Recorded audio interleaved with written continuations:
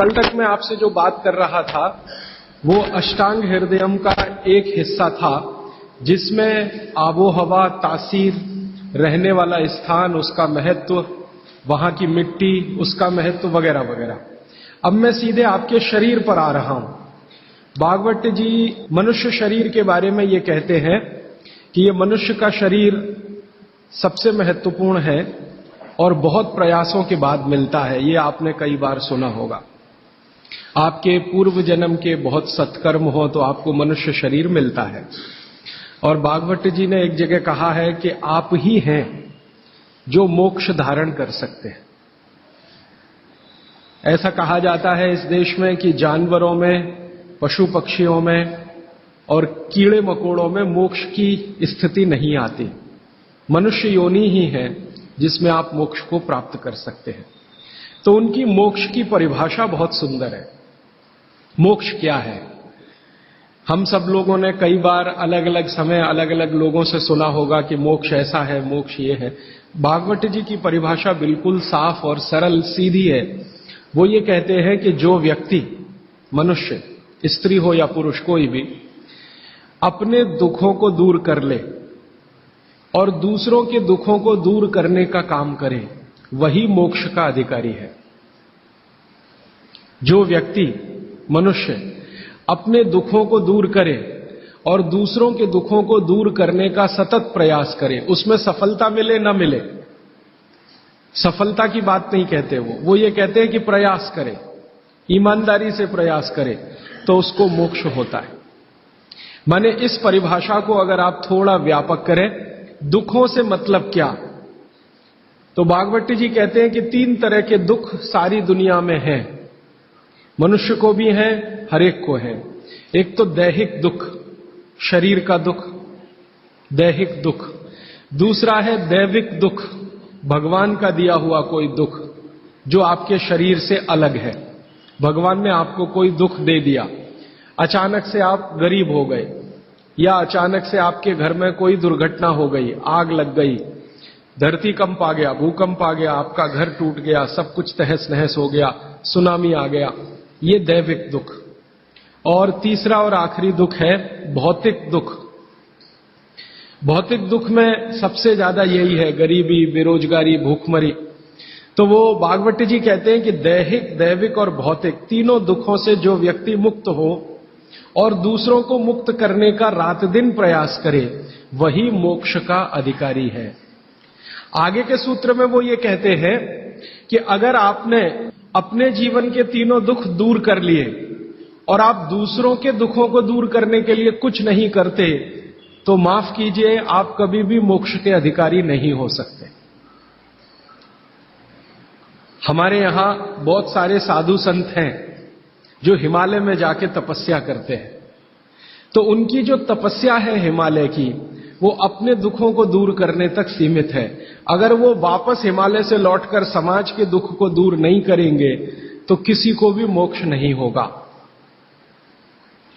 भागवत जी कहते हैं कि कोई सदगृहस्थ व्यक्ति है, वो स्वामी नहीं है, महात्मा नहीं है, तपस्वी नहीं है, लेकिन अगर वो अपने दुखों से दूर करते हुए दूसरों के दुखों को दूर करने के काम में लगा हुआ है, तो वो कहते हैं कि वो तपस्या करने वाले से ज्यादा बेहतर है, भले ही वो सदगृहस्थ है।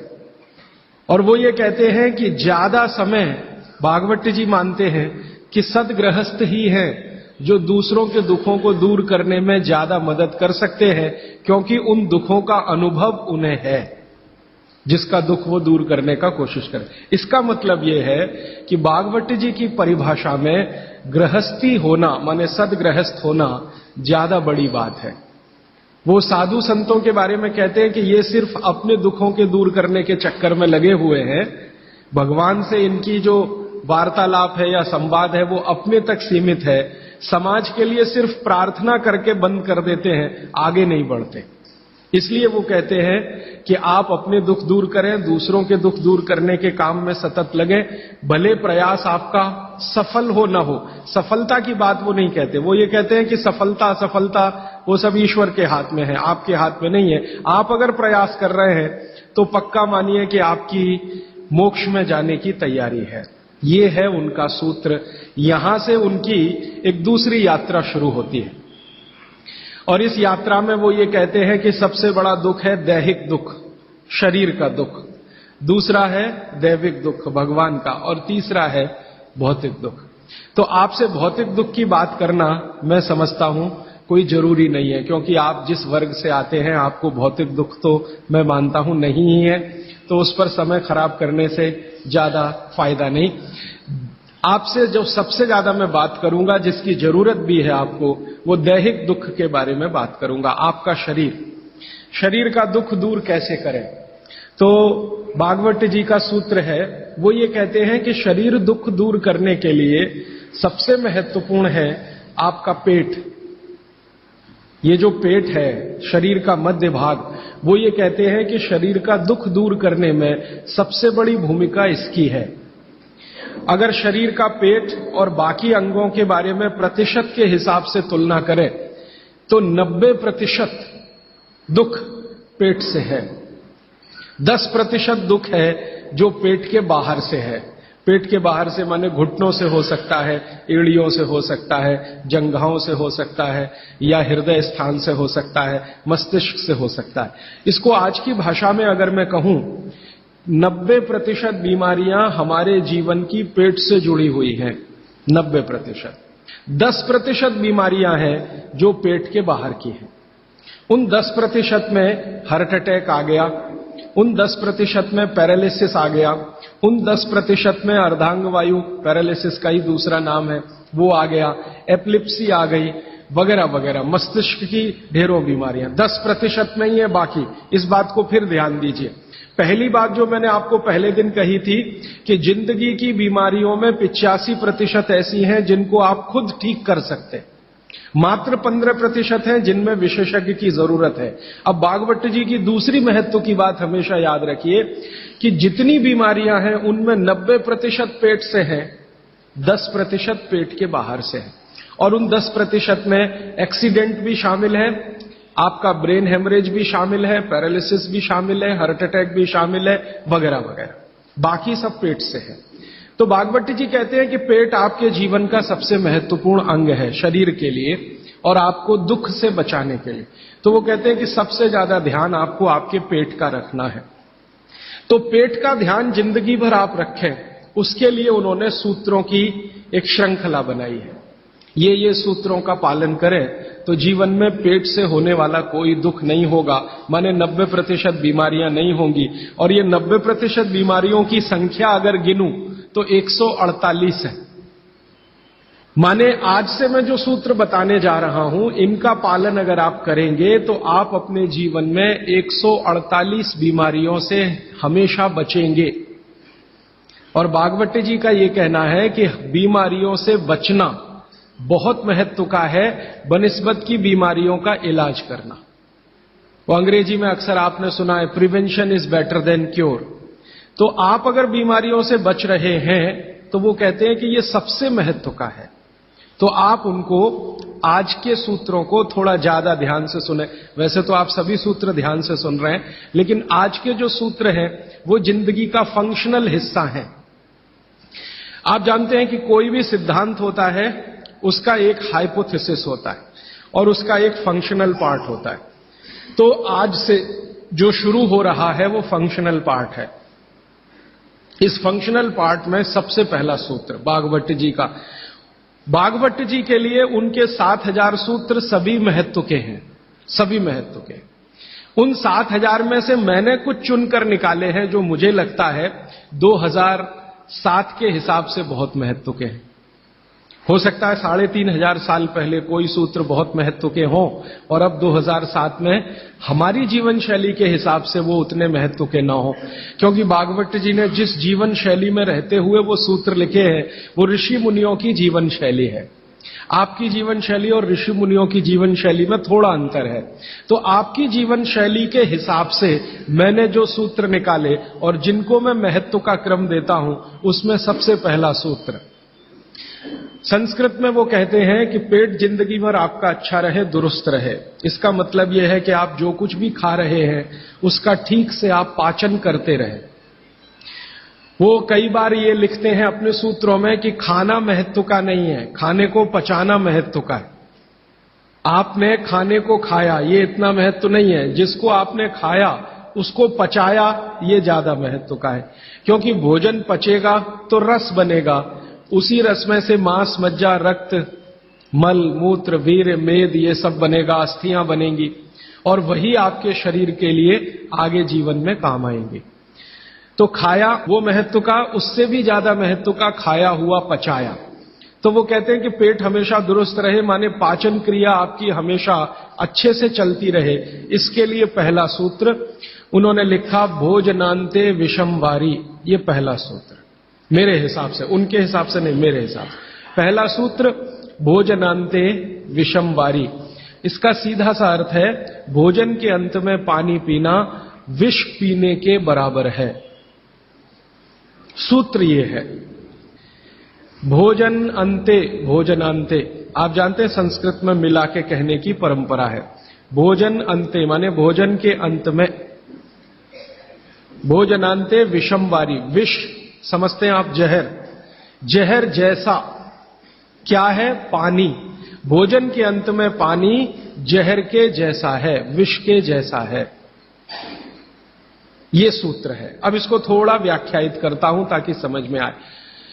भोजन के अंत में पानी विष के जैसा है, ये बात वो कह रहे हैं। इसको समझना चाहिए कि क्या कह रहे हैं। सूत्र उतना ही है, समझने के लिए मैं आपको बहुत उदाहरण दूंगा ताकि आप जल्दी पता कर पाए। भागवत जी ने एक सूत्र में यह कहा है कि हमारा जो शरीर है, इसका जो मुख्य स्थान पेट है, इसमें एक स्थान होता है पेट के अंदर, नाभि, लेफ्ट साइड में, नाभि से थोड़ा ऊपर जहां मेरा हाथ रखा हुआ है, इस स्थान को कहते हैं जठर। संस्कृत में कहते हैं जठर, हिंदी में कहते हैं आमाशय। जठर, आमाशय, अंग्रेजी में चाहे तो एपिगैस्ट्रिकम। तो ये जो जठर स्थान है, भागवत जी कहते हैं कि इसमें अग्नि प्रदीप्त होती है, उसी को कहते हैं जठराग्नि। जठर अग्नि, जठराग्नि।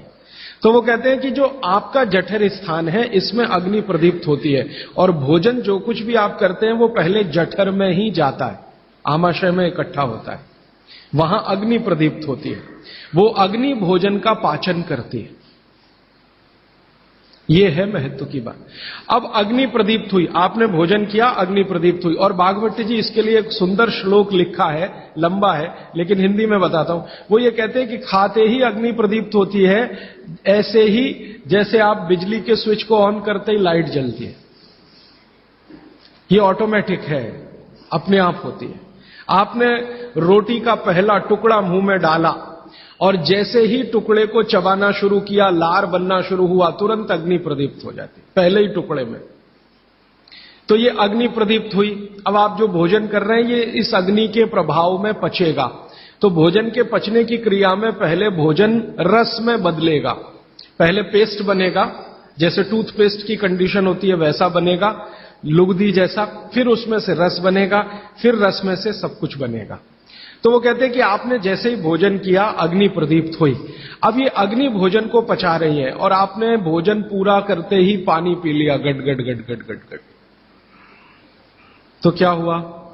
अग्नि शांत हो जाएगी। आपके रसोई गैस में चूल्हा जल रहा है गैस का, और जलते हुए चूल्हे पर पानी फेंकिए तो बुझ जाएगा। अग्नि का पानी से मेल नहीं है, दुश्मनी है। तो आपके पेट में खाना खाते ही अग्नि जल रही है। अब आपने पीछे से गिलास 2 गिलास पानी पी लिया। कोई कोई लोग तो लोटा भर के पी लेते हैं, कई कई लोग तो भोजन से ज्यादा पानी पी लेते हैं। तो ये जो पानी गया, इसने अग्नि को शांत कर दिया। अब अग्नि शांत हो गई तो फिर भागवत जी कहते हैं भोजन पचेगा नहीं, वो सड़ेगा। अब उन्होंने 20 सूत्र लिखे हैं कि भोजन पचेगा तो क्या होगा और भोजन सड़ेगा तो क्या होगा। मैं सड़ने वाले हिस्से की बात कर लेता हूं। वो कहते हैं कि भोजन अगर सड़ना शुरू हुआ तो सबसे पहले गैस बनेगी, वायु बनेगी, वायु। और ये वायु आपकी जिंदगी हराम कर देगी। और ये वायु की तीव्रता जब बढ़ेगी तो गले में जलन होगी, छाती में जलन होगी, पेट में जलन होगी। फिर और ज्यादा तीव्र अगर ये हो गई वायु तो ये शरीर में जाएगी, घूमेगी, क्योंकि वायु को पकड़ना मुश्किल है, जहां स्थान मिलता है वहीं जाती है। तो ये वायु पूरे शरीर में घूमेगी तो सिर घूमेगा, आपको चक्कर आएंगे, सिर में दर्द होगा, पीठ में भी दर्द हो सकता है, हृदय स्थान पे भयंकर दर्द हो सकता है।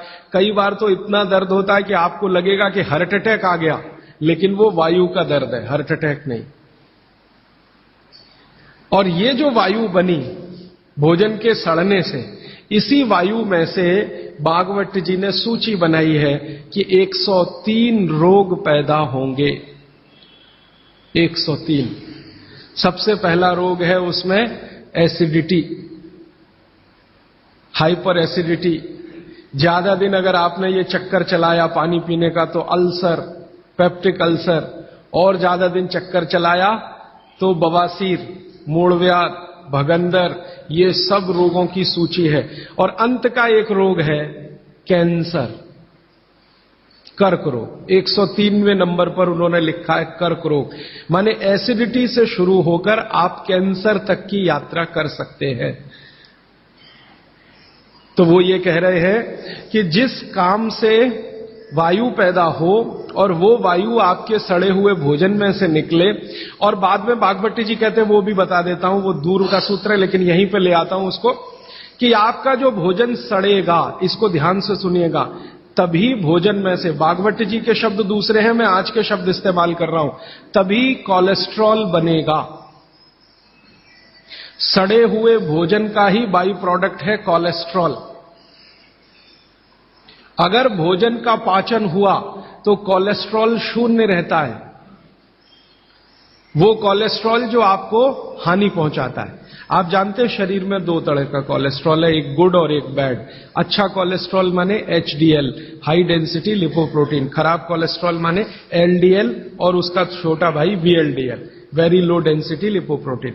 तो भागवती जी कहते हैं कि ये जो खराब कोलेस्ट्रॉल है वो रक्त में तभी आता है जब भोजन पेट में सड़ता है। इसका माने जिनको कोलेस्ट्रॉल बढ़ रहा है या बढ़ा हुआ है वो ध्यान दें, उनको भोजन पच नहीं रहा, उनका भोजन सड़ रहा है।